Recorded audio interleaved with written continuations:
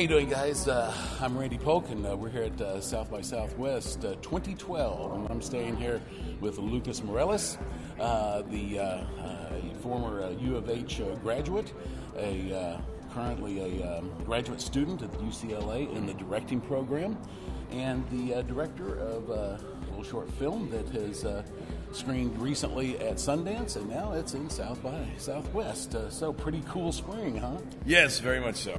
We had a great winter. We were really blessed to have Sundance like the short. So to come out to South by is a great homecoming. Yeah, really is. I mean, coming from Texas, it's what I want to do. Come down here. So it's been a dream come true. We've had amazing showings, and looking forward to the next one. Yeah, it's about this is the cool festival for you because you get. I was at the screening. Sundance is cool. I'll tell you that. Yeah, but this is a different element. You get your family down. There you're coming in. You get to stay with family. Yeah, I get to stay with family. Come up, get some barbecue, and go to that makes it home and see all the old folks like me. The film Playtime. Spielzeit. You say it. Spielzeit. There you go. It's pretty bad anyway, but yeah. Beautiful little piece. This was really cool. So tell us how this came to be. You went off to Germany. It's a German film. How did a Texas University of Houston shot putter wind up directing a German film? So we ended up, UCLA had a great initiative.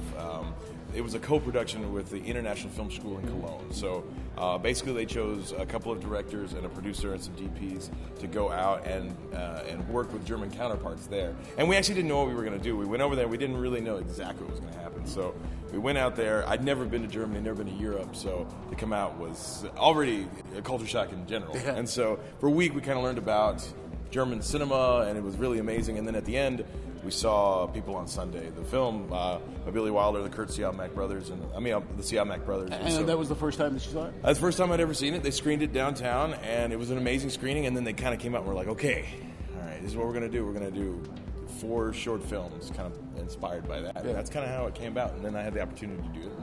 And so I had, 4 or 5 weeks to kind of write, develop, and make the film. So like any production, always hassles and serendipitous things. You go down on the beach on the Rhine, and I understand there was a lot of inspiration there. Yeah, well, I mean, this is for everybody who's technically inclined. This is my first time. I was on the Rhine, and we were doing a location scout, and it's the first time in my life I ever wanted a 185 mat, because there were all these nude men sunbathing everywhere, and so we have to go up and ask them, because I was like, oh, we should have that in the movie. That's what I thought. And so it's me, my producer Ryan Slattery, and we don't speak any German, and then our DP Jens Nolte, and we have to walk up to all of these men who are just being nude and ask them if they want to be in our movie. And were you being as you would be in Rome? No, I was not. No? Oh. We couldn't. Couldn't bring yourself to that. I couldn't bring myself to just be out for it, but it was interesting to say the least. So. Cool. And then you had some interruptions. We had some issues. That's Murphy strikes in any language, right? Definitely. Yeah, there you go. So this was the film that you were inspired by, People on Sunday. Mm-hmm. This was a incredible bunch of people responsible for this. These were guys who just a few years later come over to Hollywood, and they become Academy Award winners. And you're talking about Billy Wilder, Kirk and Robert Siodmak, and Fred Zinnemann. Yeah, I know. These are guys that are in their 20s. They're first starting out. It's like almost the definition of independent film. They're doing stuff outside the German studio system, and in reaction to the expressionism that was happening right before, you're doing something completely different. And here are you guys in your 20s, outside the studio system, trying to get you. Did you feel any kindred spirit there? Did you feel that spirit? I felt a lot of. There's a lot of spirit in the air, independent spirit in the air. A lot of pressure to get something done, because I wanted to make something that was different, something I haven't done before, and it was actually, it was kind of like we were hoping all 4 films would come together and make a full vignette for the city, you know what I mean? Oh, yeah. But it didn't really quite work out that way, so I was happy with what we did, because I liked handing the story off. So of course there was a lot of influence coming from Billy Wilder's film, and like I said before, I was inspired to live. As soon as I saw People on Sunday, I thought of Slacker, Richard Linklater, Slacker. Okay. So because it's a love letter to a city, essentially. So I kind of put that in mind when I wrote to him. I was actually looking for a copy of Slacker while I was in Germany. I could never find one. So I just remember having to, just from memory, from what I saw, and wrote the film. And that's kind of the best thing that probably could have happened. So you had all this going on, and the casting. You had some professional actors, but then you used some amateurs. I understand. Some kids that were really very sweet, really cool. They were. Should I see Gil? What is it? Gil cool? Guile. Very Guile. Yeah, I love Markus Klauk is in there. He's one of our main actors in the film. He is fantastic. He came out to Sundance with us, and he's just so funny. I loved it every time in the movie he goes. He goes to a point. He goes into this new place. It looks kind of like a dump, and he says Guile, like it's cool.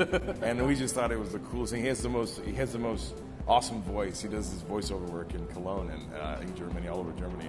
He just says Guile, and we just loved it. So everything is super Guile. Super Guile. And so he's fantastic and wonderful actor. So. Yeah, he had a great character. Just a little snippet, but a guy sitting on a bench smoking a cigarette, wraparound sunglasses, a white T-shirt, and just like the epitome of the American's view of the uber cool German who's sitting there, and really he doesn't even have a line, does he? He has a line. He has one line in the film, and that was a great thing. And that's my point of view of Cologne artists, but it's actually everybody else's point of view of Cologne artists. Remind me, I thought it was your homage to Michael Myers' Sprockets. In a little bit like that. It's a little bit of a nihilist kind of thing, but it was fantastic. Everybody really got it when I asked them to do it, and so Paul. He also ran B Camera. We needed that character, and he came out and he did it just fine. So post then happens on 2 continents. Yeah. Tell us about that, running that back and forth. Post is very difficult on 2 continents, but it's necessary, definitely. I went through 2 wonderful editors, one who made the first 2 initial cuts, and then another one to help fine-tune, and then I eventually was part of the last finishing director's cut process. So it was great. I needed someone who spoke the language to kind of help me with some of the interpretations of certain things, and that's necessary, especially when I don't speak German. But it's great to see their look on the film, and eventually, what came about is a big collaboration between 2 people. The boy going around looking through his fingers, which became sort of the image for the whole film. What is that about? As a future filmmaker, is looking through his homemade lens. There's a little bit of everything in there. It gave it a real sweet quality. That whole sequence, it was a real sweet quality of him, walking around and trying to get shots of things. I thought that was really nice. You picked up on some stuff there. I'm not going to give it all away. It's definitely a wonderful thing that kind of comes from a lot of the hearts of not just me, but a bunch of other people that were involved in the process. Very sweet film, very leisurely pace. It really captured, a real good companion piece to Billy Wilder and Zimmerman's film. I don't know if it's a companion. We're not up there yet, but we're definitely. But you captured that feel. I hope so. And that feel that you get from silent films like of that ilk, and it had just a really wonderful feel to it. That's what you walk away with it, just going feeling good. Yeah, if I ever had one opportunity, if there's ever a time in another space, another millennium, whatever, and Billy Wilder was somehow able to see my version of this film, I just hope he would say Guile. That's all I hope. I hope he wouldn't hate it. You know what I mean? So, future plans. What's up with you? What are we looking at in the future? Well, we have a couple things on the docket. I'm doing UCLA's first live-action 3D film. Yes. In the next couple of months, which is going to be really interesting. Now, I may be wrong here, but is there a U of H connection there? Is somebody helping you, or is from U of H that's at UCLA? Raglan Williamson is going to be probably on the project. Yeah. He's going to be helping out, and then I don't know what else is going on. I know we're definitely going to do that project, and then we have. I also have another project on the horizon, and it's a feature film that I'm attached to. It's called Skeet, and it's a dark comedy that we're working on. And there's another one that we're working on. Just trying to get some financing. We have some people attached to the other one, so we're looking to see what's next. I'm looking to retire from short films and try to move on to start making feature films. But you got one more. I think you got to get that post, Love in a Gun Range. That's right. Yeah. That's now I feel terrible because I've always loved that concept. I have a film That's called Love. It's called it's Range Junkies, and it's a love story in a gun range. So I need to finish that film as soon as I get home. Yeah, that's great. Well, and graduation, or do you care? I'm going to walk out the door. Some of those, they'll probably kick my ass out of the door, but it's a fantastic place to be at UCLA. I wouldn't have been able to get there without the tools that I learned at University of Houston. So it really helped out to go through that program and then be able to kind of find a love for filmmaking. Yeah, no, that's kind of you. It's true. I mean, it's a great place for independent film, and I'm looking forward to coming back to Houston and shooting a film there. Yeah, and I really want to come back to Texas and shoot a film. Yeah, we're looking forward to having you back real quick. I just want to be catered by Whataburger. I don't know what all this other business is. So.